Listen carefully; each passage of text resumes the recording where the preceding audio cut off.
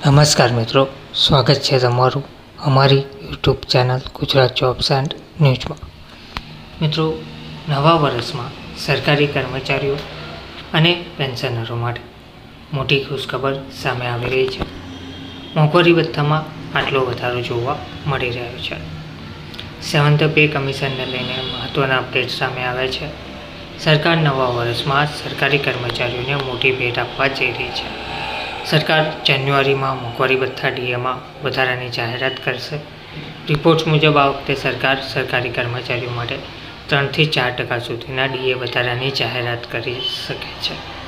ડીએમાં આ વધારો 1 જાન્યુઆરી 2025થી લાગુ માનવામાં આવશે.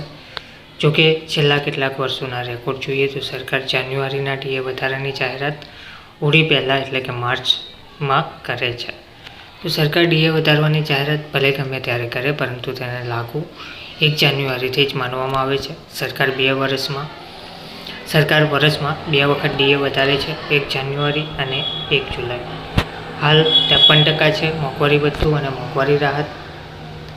ગત વર્ષે પણ ડીએમાં વધારો ઓક્ટોબર પહેલા સપ્તાહમાં કરાયો હતો, પરંતુ તેને લાગુ 1 જુલાઈથી ગણવામાં આવ્યો હતો.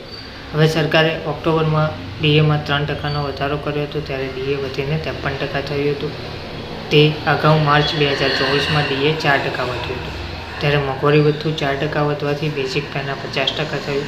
હવે ડીએ બેઝિક સેલરીના 53% છે. આ સાથે જ પેન્શનર્સ માટે મોંઘવારી રાહત ડીઆર પણ 53% છે. ડીએ અને ડીઆર દર વર્ષે 2 વાર વધારવામાં આવે છે. ડીએ સરકારી કર્મચારીઓને આપવામાં આવે છે, જ્યારે ડીઆર પેન્શનર્સને આપવામાં આવે છે.